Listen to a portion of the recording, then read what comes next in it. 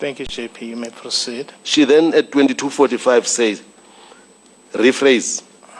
And then 22:45, I think the messages may have crossed one another, but what is important is there's a peeled banana there, to which she laughs, and I ask, when ubuza on pardon? In other words, I'm saying, I was going to give you something nice.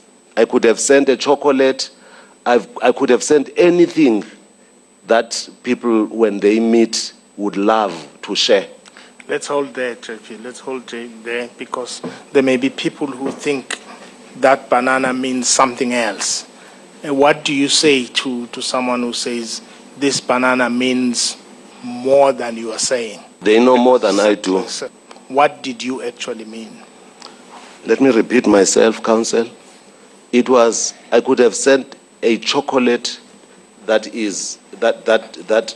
whose cover has been taken off. I could have shown her an apple, but what I meant was simply that I was going to share something nice with you. So if a suggestion is made that means, what would you say? That's not what I was conveying. What if someone said you were showing the peeled banana refers to a...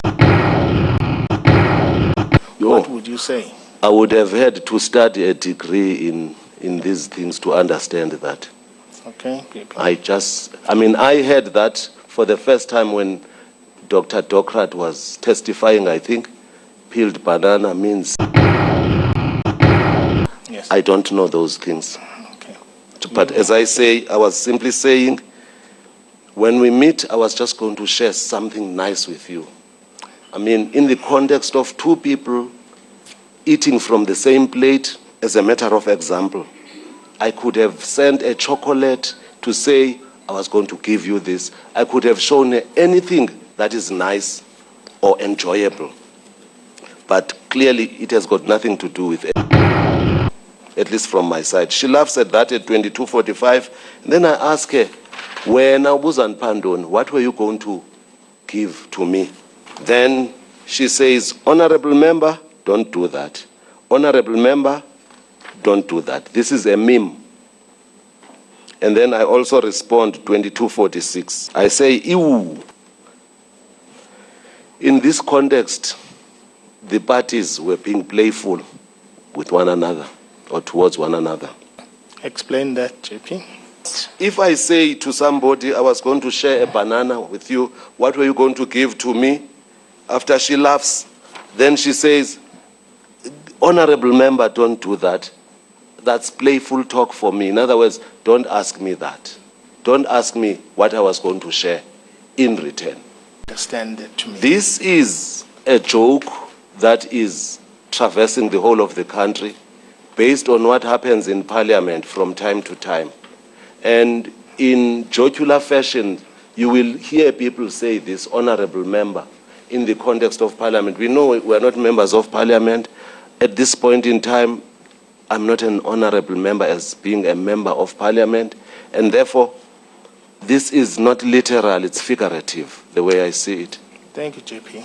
I think we must pause there. I think it was a point during testimony what the meaning of this text, biblical text is, and some emphasis was given to the fact that in the Xhosa version, the I is one of those no's, famous no's. Yes.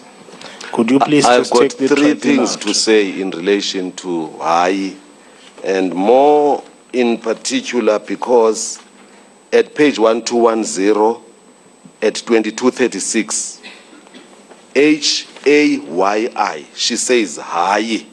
In other words, you reckon we can be intimate this week? Then the answer is no. What did you understand by that no? Because now we know you say it's a no. Within the context of what was happening, I understood it plainly to mean that no, let us not be intimate on this occasion. Let's just meet face to face. What do you say to the interpretation that this is one of those highs, those no's that mean stop it? Out of context. Explain it. The question is quite pertinent. You reckon we can be intimate this week? because you are here in East London. She has introduced herself as being in East London. You reckon we can be intimate. Remember, we have been this flirtatious about sensual things previously from either party. Thank you, JP. And this is contextual. Aye. And this is my understanding, that she was saying, let us not be intimate this week. Let's just meet face to face.